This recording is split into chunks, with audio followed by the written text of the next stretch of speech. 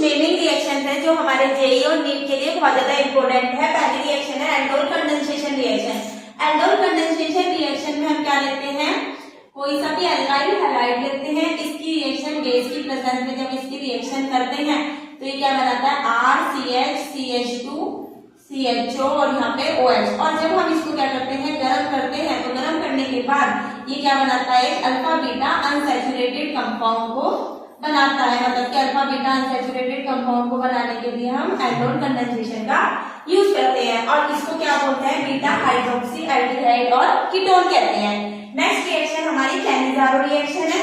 जो हमारी Cannizzaro reaction होती है इसके अंदर क्या करते हैं हम एल्डिहाइड की रिएक्शन लेते हैं जिसके पास अल्फा हाइड्रोजन क्या होते हैं एल्डिहाइड लेते हैं, लेकिन वो वाला एल्डिहाइड लेंगे जिसपे अल्फा हाइड्रोजन क्या होते हैं अब्सेंट होते हैं। ठीक है, और इसमें इसकी रिएक्शन हम स्ट्रॉन्ग बेस के साथ कराते हैं, लाइक NaOH के साथ कराते हैं। तो ये क्या देता है एक तो एसिड का सोल्ट देता है CH3COONA और एक क्या देता है ये अल्कोहल देता है।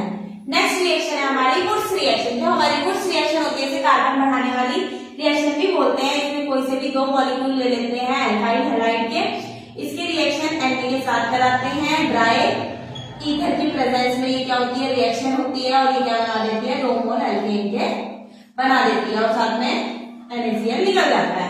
नेक्स्ट है हमारी फ्रिंकल स्टीम रिएक्शन। जो हमारी फ्रिंकल स्टीम रिएक्शन होती है इसमें क्या लेते हैं हम एक मिनट RCl ले लो या फिर RBr ले लो, कोई सा भी ले लो इसमें से, और इसकी रिएक्शन किसके साथ कराते हैं हम NaI के साथ कराते हैं। एसीटोन की प्रेजेंस में जब ये रिएक्शन होती है तो ये RI बनाती है और NaCl बाई प्रोडक्ट निकाल देती है।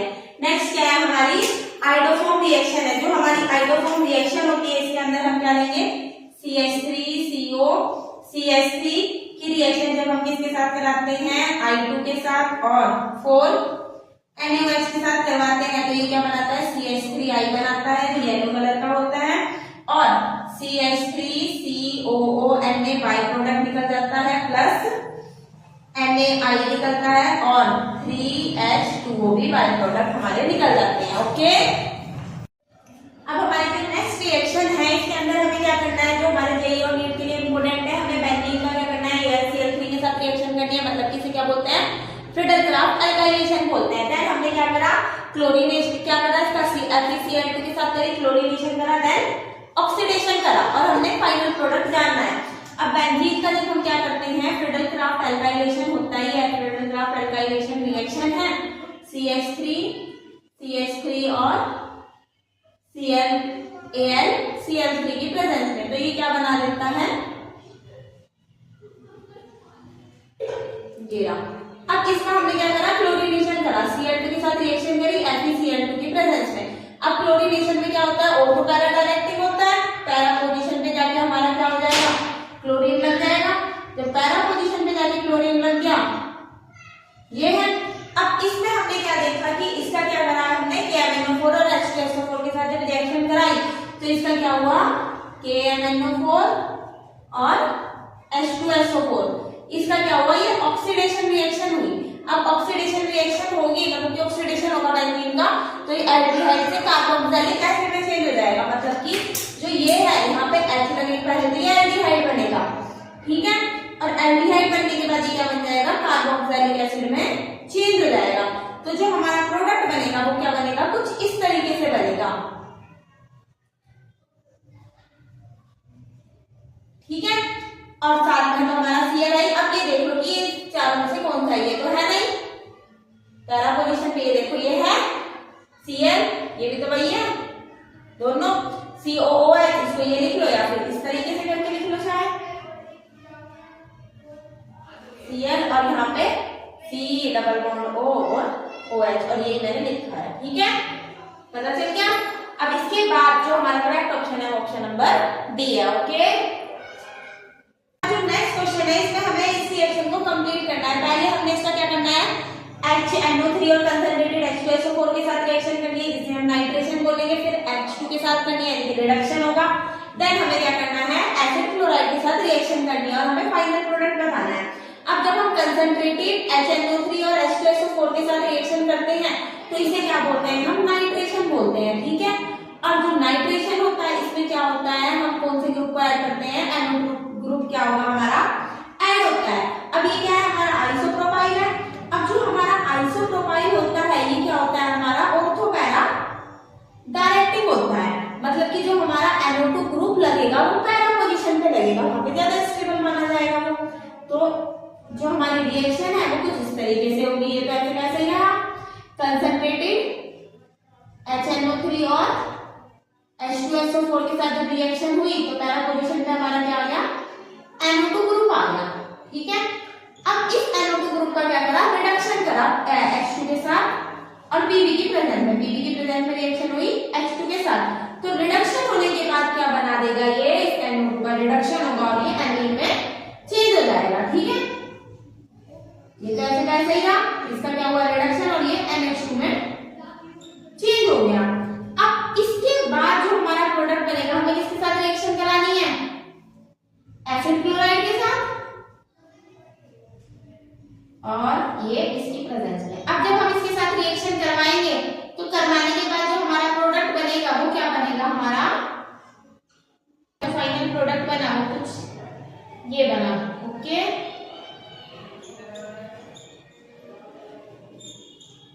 नेक्स्ट क्वेश्चन क्या है, हमें energy of electron in second orbit of hydrogen atom के जो सेकंड ऑर्बिट है उसमें हमें एनर्जी ऑफ इलेक्ट्रॉन बतानी है। अब जो एनर्जी होती है उसका फॉर्मूला क्या होता है, E = -k 13.6 Z² अपॉन में n² होता है। Z क्या होता है, एटॉमिक नंबर, और n का मतलब क्या होता है, नंबर ऑफ शेल होता है। अभी किसके लिए, सेकंड ऑर्बिट के लिए, हाइड्रोजन एटम के लिए। तो 13.6 हाइड्रोजन एटम का एटॉमिक नंबर 1 का स्क्वायर, कौन से ऑर्बिट में, सेकंड में, तो 2 का स्क्वायर हो गया। अगर हम इसे सॉल्व करेंगे तो सॉल्व करने के बाद ये क्या होगा, -13.6 डिवाइड बाय 4, तो 4 डिवाइड बाय होने के बाद ये क्या बनाएगा 3.4, जो हमारा क्या होगा करेक्ट आंसर होगा electron volt, option number C, okay. Next question है, इसमें हमें number of molecule and ion show a linear geometry, जो लीनियर ज्योमेट्री को शो करते हैं उनके बारे में बताना है। अब जो हमारा SO2 होता है इसकी जो ज्योमेट्री होती है sp2 हाइब्रिडाइजेशन को क्या करता है, शो करता है, और इसकी जो ज्योमेट्री होती है वो क्या होती है, बेंट होती है। नेक्स्ट है हमारा BCl3 BCl2, जो हमारा BCl2 होता है इसकी जो हाइब्रिडाइजेशन होता है वो sp होता है और इसकी जो शेप ज्योमेट्री होती है वो क्या होती है हमारी लीनियर। जो CO2 होता है ये भी क्या करता है, sp हाइब्रिडाइजेशन को शो करता है और ये भी लीनियर होता है। N3- जो होता है ये भी क्या करता है, लीनियर ही होता है, sp हाइब्रिडाइजेशन होता है और इसकी ज्योमेट्री लीनियर होती है। नेक्स्ट क्या है हमारा NO2 होता है, जो हमारा NO2 होता है ये क्या होता है, बेंट शेप को, इसका हाइब्रिडाइजेशन sp2 होता है और इसकी जो ज्योमेट्री होती है वो क्या होती है हमारी बेंट होती है। नेक्स्ट है हमारा F2O, जो हमारा F2 होता है ये भी क्या करता है, sp3 इसका हाइब्रिडाइजेशन होता है और इसकी जो ज्योमेट्री होती है वो क्या होती है, बेंट होती है। और जो हमारा HCF2 होता है ये क्या करता है हमारा, इसकी जो ज्योमेट्री होती है वो क्या होती है, लीनियर होती है और इसका जो हाइब्रिडाइजेशन होता है वो sp3d होता है। नेक्स्ट क्या है हमारा NO2+, जो NO2+ होता है इसका हाइब्रिडाइजेशन sp होता है, इसकी जो ज्योमेट्री होती है वो लीनियर होती है। N3- जो होता है इसका जो हाइब्रिडाइजेशन होता है sp3d होता है और इसकी जो शेप होती है वो क्या होती है, सॉरी ज्योमेट्री जो होती है लीनियर होती है। और O3- की जो हाइब्रिडाइजेशन होता है sp2 होता है और ज्योमेट्री बेंट होती है। अब लीनियर किसकी है, एक तो BCl2 की है, दूसरी CO2 की है, तीसरी N3- की है, ये तो नहीं है, ये भी नहीं है, फोर्थ इसकी है H3F2 की, फिफ्थ NO2+ की है और I3- की भी है। ज्योमेट्री कितनों की है, 6 है। बेंट ज्योमेट्री किसकी आई, 6 मॉलिक्यूल की आई, इसमें 1 2 3 4 5, एक कौन सा रह गया हमारा, ये हो गया, ये हो गया, ये भी हो गया, ये HCF2 भी हो गया, NO2+ हो गया, अच्छा ये रह गया, ठीक है। क्वेश्चन हमारा जेईई मेंस में 26 में भी आया था 2026 जैन में। अब curious method of estimation of halogen 180 gram of organic compound produced 143.5 milligram AgCl।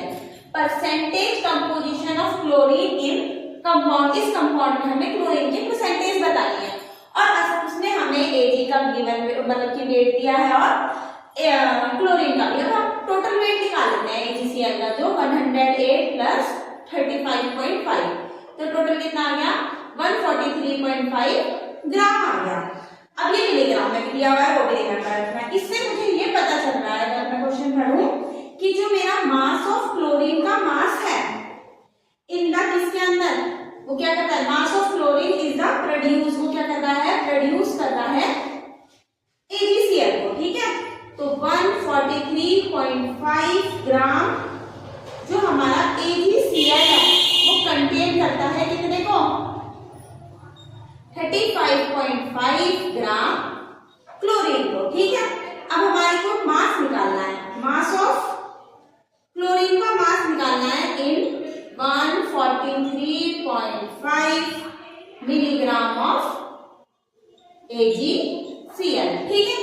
अब mass of chlorine equal to क्या हो जाएगा, गिवन मास कितना है उसका मास 35.5, टोटल मास 143.5 और कितने में निकालना है 143.5 मिलीग्राम, मिलीग्राम को ग्राम में चेंज किया 10⁻³ ग्राम में हो गया, ठीक है। अब अगर मैं इसे सॉल्व कराते कितना है 35.5 इंटू 10⁻³ ग्राम। अब मैं base of chlorine, mass of chlorine upon में total mass of organic compound, mass of chlorine 13.5 10⁻³ milligram को ग्राम में करा, ऐसे टोटल कितना है 180 मिलीग्राम है, ग्राम में करा 10⁻³ मल्टीप्लाई 100, यहाँ पे मैं लिखना भूल गई थी, ठीक है, 100 से भी मल्टीप्लाई करना है परसेंटेज के लिए। तो सॉल्व करके जो हमारा आंसर आएगा वो लगभग 19.72% आएगा, जो 20% के क्या होगा, इक्वल होगा, जो हमारा करेक्ट आंसर है। Okay, question B JEE 2026 Jan का है। हमें क्या दे रखा है, नाइट्रोबेंजीन दे रखा है, इसकी रिएक्शन SnHCl के साथ करवाई, फिर NaNO2 के साथ और HCl के साथ करवाई, फिर कॉपर क्लोराइड के साथ करवाई, फिर सोडियम की साथ करवाई ईथर की प्रेजेंस में, और जो भी हमारा प्रोडक्ट ए बना उसका हमें मॉलिक्यूलर मास बताना है, ठीक है। अब अगर हम नाइट्रोबेंजीन की रिएक्शन किसके साथ करते हैं, SnHCl के साथ करते हैं, तो ये क्या देता है, हमें एमीन देता है, मतलब कि बेंजीन के ऊपर NH2। अब इसकी रिएक्शन जब हम NaNO2 और HCl के साथ करते हैं 0 से 5 डिग्री सेंटीग्रेड पर, तो ये क्या देता है, बेंजीन डाइअमोनियम क्लोराइड देता है N2Cl। अब इसकी रिएक्शन जब हम किसके साथ करते हैं, Cu2Cl2 के साथ करते हैं, है ना, ठीक है, Cu2Cl2 के साथ करते हैं तो हमें क्या मिलता है, क्लोरोबेंजीन मिलता है। अब इस क्लोरोबेंजीन के दो मॉलिक्यूल ले लेंगे क्योंकि सोडियम के साथ करनी है, इसे वुड्स रिएक्शन बोलते हैं, ईथर की प्रेजेंस में होगी, तो हमें क्या मिलेंगे, डाइफिनाइल मिलेंगे, ठीक है। अब ये जो हमारे पास डाइफिनाइल मिला, इसका हमें मोलर मास निकालना है, मतलब इसमें कार्बन कितने हैं 12 और हाइड्रोजन कितने हैं 10, तो कार्बन क्या आएगा, टोटल कितने हो गए 144 प्लस 10, तो 154, तो इसका जो मास आया वो 154 ग्राम आया। ओके।